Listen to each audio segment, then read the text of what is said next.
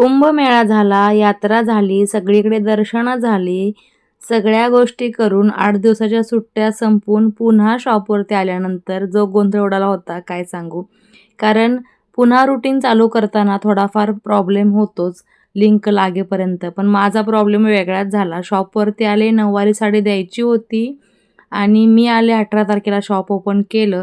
ही नऊवारी साडी होती, शाही मस्तानी लहान मुलीची शिवायची होती. कारण ही शिवजयंतीला 19 तारखेला घालायची होती त्या लहान मुलगीला. पण झाला प्रॉब्लेम, 18 तारखेला मी दुपारी शॉपवरती आले आणि लाईट्स सगळ्या चालू केल्या आणि पुन्हा साडी कटिंग केली. प्रेस करण्यासाठी इस्त्रीचं बटन दाबलं आणि जो शॉर्ट सर्किट झाला तो बराच वेळ गेला. त्याच्यामुळे ही साडी अर्धवट माझी राहिली होती आणि आज ती पूर्ण करायची आहे. 12 वाजेपर्यंत पूर्ण करून देते म्हटले, पण माझं टार्गेट आहे 11:30 पर्यंतच पूर्ण करणं. कारण समोरच्यांनाही जास्त टेन्शन देणं हे आपल्याकडून होत नाही. ॲक्च्युली ही साडी मी जायच्या अगोदर झाली असती, पण या साडीला फॉल लावला होता आणि मी या साडीच्या मॅडमला सांगितलं होतं की फॉल काढून द्या मला. हो म्हटल्याने ज्या निघून गेल्या त्या पुन्हा फिरकल्याच नाही. त्याही विसरल्या आणि मी माझ्या कामातून विसरली. हे पहा, इथे साडी शिवणं चालू आहे आणि शिवजयंतीच्या शिवगर्जना करत मिरवणूकसुद्धा निघालेली आहे. तर मी यांना 12चा टाईम दिलं होतं आणि मी 11:30पर्यंत साडी कंप्लीट करेन, हा माझा टार्गेट आहे. सो थोडीशी म्हटलं मिरवणूक छोटीशी निघाली, तुम्हाला दाखवू. आज दिवसभर हेच असणार आहे. रस्त्याला पूर्ण मशाल आणि मिरवणूकच सगळ्या शिवजयंती साजरी करणार आहेत जल्लोषामध्ये लोक. आता प्लेट्स तयार करून घेतल्या, बाकीच्या प्लेट्स आहेत त्या सेट करून प्रेस करून घेतल्या. शाही मस्तानी साडी आहे. ही साडी 6 वर्षाच्या 5-6 वर्षाच्या मुलीसाठी आपण शिवतोय आणि 6 वारी साडीमध्ये ही साडी होते. पण फॉल लावलेला असल्यामुळे बराच वेळ जातो फॉल काढण्यासाठी. कारण फॉलला आपण जेव्हा खालून पिको करतो त्यावेळेला अगदी बारीक धागे असतात, त्यामुळे पटकन हे काम फॉल काढण्याचं होत नाही. आणि जायच्या अगोदर सुद्धा माझ्याकडे पूर्ण ऑर्डर करून मला जायचं होतं. ज्या ऑर्डर घेतलेल्या होत्या आणि अर्जंटसुद्धा त्याच्यामध्येच होत्या. तर हे सगळं करता करता ही वेळ आलेली आहे. आज शिवजयंती आलेली आहे, 19 तारीख आहे आणि मी ही साडी आत्ता कंप्लीट करते. थोड्या वेळामध्ये साडी कंप्लीट होईल कारण प्लेट्सच महत्त्वाच्या असतात. त्या मी आता सेट करून घेते आणि शाही मस्तानी साडीला थोडासा वेळ लागतो कारण खूप सारं कटिंग एकत्र करून ॲडजस्टमेंट करून जोडावं लागतं. आता या प्लेट्स आहेत त्या कधी कधी शिवूनसुद्धा सेट करतात, पण मी ते मशीननीच सेट करते. कारण आता सवय झालेली आहे कोणती गोष्ट कुठे व्यवस्थित ॲडजस्ट करावी हे लक्षात येतं. तुम्ही बिगनर्स असाल तर तुमच्यासाठी विचार तर आहे माझा नऊवारी साडीमध्ये प्रकार तुम्हाला जे आहेत ते जसं होईल तसं कटिंग स्टिचिंग दाखवावं. पण साडी इतकी मोठी असते आणि जवळपास नेहमी हीच घाई असते, धावपळ असते, त्यामुळे निवांतपणा काही मिळत नाही तो व्हिडिओ शूट करायला आणि कटिंग करायला, स्टिचिंग करायला. पण शाही मस्तानी साडी मोठ्यांची मी या अगोदर सुरुवातीला व्हिडिओ टाकलेला आहे, कटिंगचाही आणि स्टिचिंगचा आहे. त्याच्यामध्ये तुम्हाला जर पाहायचं असेल तर सुरुवातीच्या व्हिडिओ कलेक्शनमध्ये तुम्हाला हा व्हिडिओ नक्कीच मिळेल. शाही मस्तानी साडी मोठ्यांसाठीची कटिंग आणि स्टिचिंग. नऊवारी साडीमध्ये मोठ्या साईजची साडी कशी ॲडजस्ट करायची हे मी त्याच्यामध्ये इन डिटेल सांगितलेलं आहे. प्लेट सेट करून झाल्या आणि ह्या प्लेट मी ॲडजस्ट केलेल्या आहेत शिवायच्या अगोदर, ते म्हणजे उजव्या पायाच्या पुढच्या साईडला. कारण पाठीमागे उजव्या पायाला काष्टा येतो आणि पदरसुद्धा जॉईंट केलेला असतो. तर उजव्याच साईडला आपल्याला या प्लेट्स ॲडजस्ट करायच्या आहेत. फ्रंट साईडला हा काष्टा आहे, काष्टासाठी लागणारा कपडा आहे ते शिवून घेतलेला आहे आणि ही जी बॉर्डर आहे ही मी 9 इंचापर्यंत शिवून घेतली. म्हणजे हा डबल काष्टा होतो कारण शाही मस्तानी साडीला डबल काष्टा असतो. डबल काष्टाचा लुक या साडीला खूप सुंदर उठून दिसतो. आता हा काष्टा सेट करून इथे शिलाई मारून घ्यायची आहे. साडी लहान मुलीसाठी आहे तर इथं थोडीशी बॉर्डर मोठीच आहे म्हणून मी थोडीशी बॉर्डर इथे कमी केली टीप मारताना आणि काष्टा थोडासा साईज कमी करण्याचा प्रयत्न केलेला आहे. जास्त साईज कमी करू शकत नाही, तर पुन्हा त्या बॉर्डरच्या इथे घडी पडते आणि थोडासा लुक वेगळा होऊ शकतो.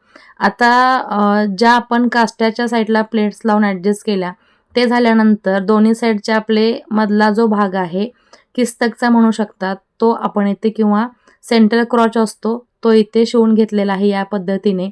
आणि आता सगळा पदर वगैरे आहे तो आतल्या साईडला घालून साईडचा आपल्याला जे आहे ते शिवायचा आहे. पॅन्टच्या सेंटरचा जो आपला पार्ट असतो तो आपण जो सलवारचा पॅन्ट शिवल्यानंतर मध्ये फिटिंग करतो त्याच हिशोबाने बॉटम तुमचा जो काही आहे तो इथे ठेवायचा आहे आणि अर्धा इंच पाऊण इंचावरती टीप मारून घ्यायची आहे. टीप मारताना दोन्ही सेंटर मात्र तुमचे इथे एकत्र आले पाहिजेत. तसं बघायला गेलं तर नऊवारी साडी म्हटलं की थोडा किचकटपणा वाटतो. पण प्रॅक्टिस करत राहिलात तर तुम्हाला ह्या गोष्टी येऊ शकतात आणि खूप सारे व्हिडिओज तुम्हाला YouTubeवरती सुद्धा मिळतील नऊवारी साड्यांचे. आपले व्हिडिओज येईपर्यंत नऊवारीचे ते तुम्ही पाहू शकता आणि साडी शिकू शकता. बाकी काही गोष्टी राहिल्या असतील तर त्या आपल्या व्हिडिओमधून तुम्हाला लक्षात येईलच नंतर. फायनली आता साडी मी ही सरळ केलेली आहे, म्हणजे सुलटी केलेली आहे. उलटी होती ती आणि ह्याचा लूक काहीच असा झालेला आहे. पाठीमागचा डबल काष्टा सुंदर दिसतोय आणि त्यानंतर कमरेचा बेल्ट आहे तो लावून घ्यायचा आहे. नाडा लागलीच मी याच्यामध्ये ॲडजस्ट करत आहे आणि ही जी बॉर्डर आहे तीच मी कमरेला सुद्धा फोल्ड करून त्याचा बेल्ट बनवते आहे. म्हणजे साडीचा बॉर्डरचा लूक कमरेला सुद्धा खूप सुंदर उठून दिसतो. आणि ही साडी शिवता सारखं माझं लक्ष घड्याळाकडे होतं, कारण घड्याळाचा काटा जेवढा फास्ट फिरतोय तेवढी फास्ट माझी मशीनसुद्धा इथे फिरत होती. कारण टार्गेट जे आहे ते पूर्ण झालं पाहिजे आणि त्याच्यात सगळ्यात महत्त्वाचा पार्ट म्हणजे समोरच्या क्लायंटला आपण जर शब्द दिलेला आहे, या वेळेमध्ये मी शिवून देते, तर तो झालाच पाहिजे पूर्ण. ह्यासाठी हा सगळा आटापिटा चालू आहे, अट्टहास चालू आहे. सो फायनली ही साडी तयार झालेली आहे. काहीसा लूक असा येतोय. खूप सुंदर बेबी शाही मस्तानी नऊवारी साडी दिसत आहे आणि या साडीचा फ्रंट आणि बॅक लूक तुम्हाला दाखवते आहे. बॅक लूकला डबल कास्ट आहे, खूप सुंदर आहे आणि हा जो पदर आहे तर आपल्या नऊवारी साडीची स्पेशालिटी काय आहे, फुल पदर घेऊन आपण नऊवारी साडी लहान मुलींची सुद्धा शिवतो. कुठेही हा पदर कट करत नाही, ॲडजस्ट करत नाही, कारण पदर टोकडा असेल तर साडीचा पूर्ण लूक खराब दिसतो. नऊवारी साड्या तुम्ही रेडीमेड ज्या घेतात तेव्हा तुम्ही पाहिलंच असेल की खूप टोकड्या साड्या असतात. त्यामुळे आपले जे क्लायंट आहेत ते विकत रेडीमेड नऊवारी साडी न घेता आपल्याकडे शिवून घेतात. आणि आता तुम्हाला प्रश्न पडला असेल या साडीची शिलाई किती घेतली, ती सुद्धा मी पुढे जाऊन सांगणार आहे. ह्या साडीचा विथ ब्लाऊज मी शिवलेला आहे आणि आता ह्या ज्या प्लेट्स आहेत त्या ॲडजस्ट करू. सुरुवातीला नॉर्मली प्लेट्स करून घेतल्या आणि वाटलं तर थोडीशी ॲडजस्टमेंट म्हणून पुन्हा ह्या सेट करून घेतल्या. बॉर्डरप्रमाणेच लहान लहान प्लेट्स इथे आपल्याला सेट करायच्या आहेत आणि ह्या प्लेट्स सेट करताना तुम्हाला पिन लावून घ्यायचे आहे, म्हणजे ह्या व्यवस्थित सेट होतात आणि प्रेस करताना सुद्धा प्रॉब्लेम होत नाही. सो पिन लावायच्या अगोदर तुम्हाला इथे एकावरती एक ही बारीकशी प्लेट्स कुठेही तिरकी न जाता, कुठेही कमी जास्त न होता या पद्धतीने ॲडजस्ट करायचे आहे. प्लेट्स ॲडजस्ट झाल्या की याला पिन लावते आणि सेट करते. ज्या त्या वेळेला जी ती गोष्ट कंप्लीट करत गेलं की फिनिशिंग खूप सुंदर येतं आपल्या कामाचं आणि काम आपलं चारचौघींमध्ये खरंच उठून दिसतं.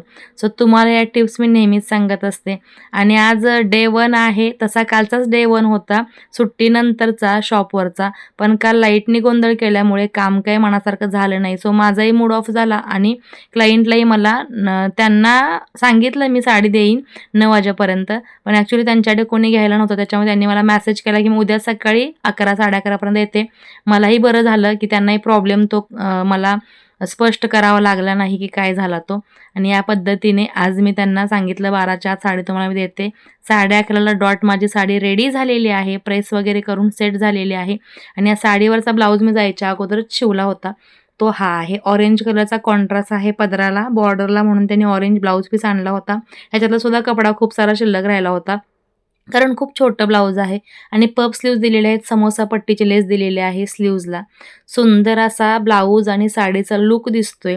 तर तुम्हाला आजची ही साडी, आजचा ब्लॉग, डेली रुटीनचा माझा सुट्टीनंतरचा ब्लॉग कसा वाटला हे कमेंट सेक्शनला सांगायला विसरू नका. जास्तीत जास्त व्हिडिओ शेअर करा. व्हिडिओ आवडला असेल तर लाईक करा आणि असे छान छान नवीन इंटरेस्टिंग व्हिडिओ पाहण्यासाठी आपल्या चॅनलला म्हणजेच स्टिच विथ सरिताला सबस्क्राईब करा. आणि हो, व्हिडिओ टाकत नाही म्हणता खरं, पण व्हिडिओचे व्ह्यूज खूप कमी येतात, त्याहून लाईकसुद्धा कमी येतात.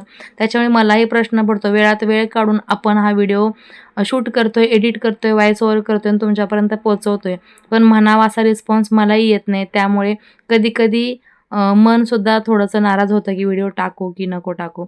सो जास्तीत जास्त व्हिडिओला लाईक करा, जास्तीत जास्त शेअर करा आणि महत्त्वाचं म्हणजे सबस्क्राईबसुद्धा करा आठवणीने. बाय.